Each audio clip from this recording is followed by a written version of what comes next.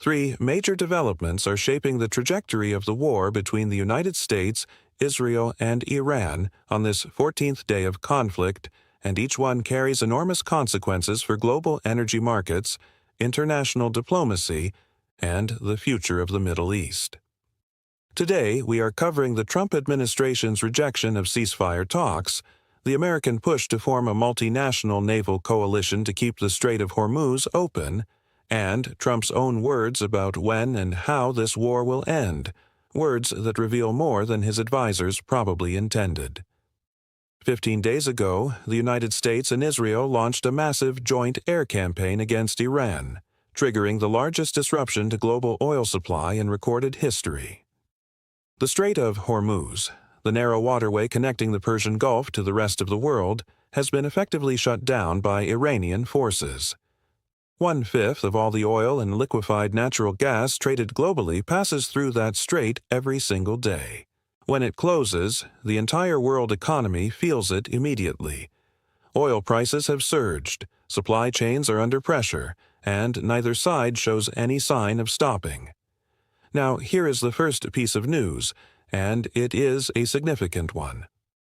Multiple Middle Eastern allies of the United States have been quietly working behind the scenes to open diplomatic channels and bring both Washington and Tehran to some form of negotiation.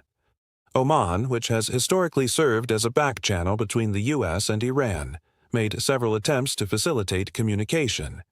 Egypt, which was already involved in pre-war mediation efforts, also tried to re-establish contact.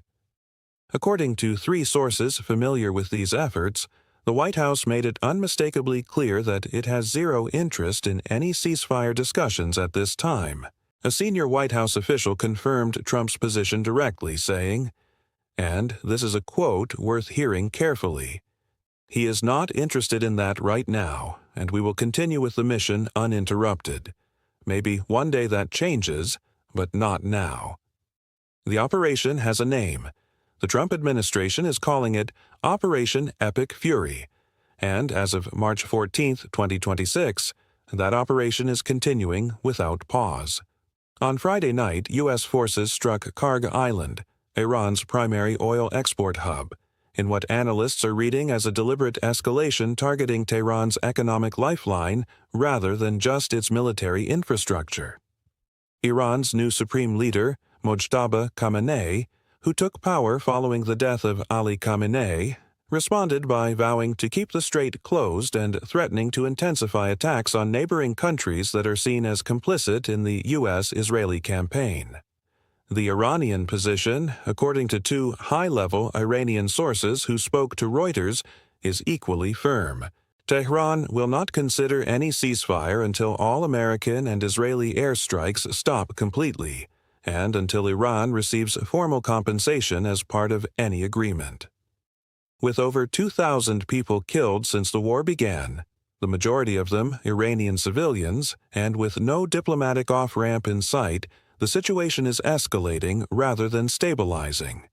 And this brings us directly to the second piece of news, which is Donald Trump's public call for a multinational naval coalition to force the Strait of Hormuz open. On Saturday, Trump posted on Truth Social claiming that many countries would be sending warships to the region to keep the strait open alongside the United States. He named China, France, Japan, South Korea, and the United Kingdom as nations he expected to contribute to this effort.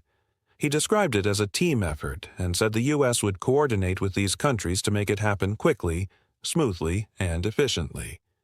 Here is where the story gets interesting. Trump simultaneously claimed in the same post that the United States had already destroyed 100% of Iran's military capacity, while acknowledging in the very next sentence that Iran could still send drones, lay mines, or fire short-range missiles along the strait. Those two statements do not fit together. If Iran's military has been completely destroyed, there is no threat to address. If there is still a threat significant enough to warrant a multinational naval coalition, then the claim of total destruction is not accurate. The commander of Iran's Islamic Revolutionary Guard Corps Navy, Alireza Tangsiri, responded directly and publicly. He said the strait has not been militarily closed and is only under Iranian control, then called out what he described as a series of American false claims, from the alleged destruction of Iran's navy to the supposed escorting of tankers to now needing reinforcements from other nations. What this exchange reveals is that the strategic picture is more complicated than Washington's public statements suggest. The strait is not freely navigable. Iran still has the capacity to threaten maritime traffic, and the United States is now openly asking allies to share the burden of keeping one of the world's most critical choke points open, a request that, if those countries comply, will deepen the international dimensions of this conflict in ways that could prove very difficult to contain. If you are watching this channel to understand the real forces behind the headlines, not just the official version of events, this is exactly the kind of analysis we bring you every time. Subscribe and hit the notification bell so you never miss a breakdown when the world is moving this fast. The third piece of news pulls back to reveal something essential about how this war is being managed at the top. On Friday, Trump sat down with Fox News Radio and was asked directly about the timeline for the conflict. His answer was remarkable. He said the war would end when he felt it in his bones. He said he did not think it would be a long war, but he also said it could go on indefinitely if necessary. He dismissed reports of U.S. ammunition shortages, claiming America has practically unlimited munitions and could continue forever. He described the campaign as ahead of schedule in every respect.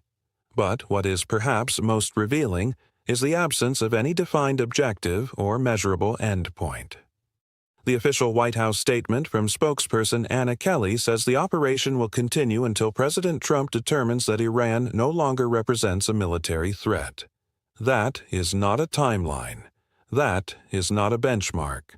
That is a completely open-ended mandate, dependent entirely on the personal judgment of one man who has described his decision-making process as something he will feel in his gut. The war has already cost $11 billion in its first week alone, according to Pentagon figures. Oil prices are rising. The global economy is absorbing a supply shock with no clear end date, and the president's public message to the oil industry, that higher oil prices are actually good for the United States because America is the world's largest oil producer, is generating considerable controversy, because it sends the signal that Washington may have limited incentive to resolve a conflict that is generating revenue for American energy companies even as it imposes costs on American consumers at the pump. What we are watching in real time is a war without a defined exit, fought by an administration that has rejected diplomatic off-ramps, is now assembling a naval coalition to manage the consequences of a conflict it refuses to end, and whose commander-in-chief has publicly said the decision to stop will be based on personal instinct rather than strategic criteria. The human cost is already severe. More than 2,000 people are dead. The global oil market is in upheaval, and the countries that depend on Persian Gulf energy, which includes most of the world's major economies, are caught between the pressure to join an American-led naval coalition and the risk of becoming more deeply entangled in a conflict whose endpoint no one can name. What happens next in the Strait of Hormuz will determine not just the fate of this war, but the shape of global energy markets and great power relationships for years to come. Tell us in the comments what you think. Is there any scenario in which a ceasefire becomes possible in the next 30 days? Or are we looking at a prolonged conflict that reshapes the entire Middle East? We want to hear your analysis.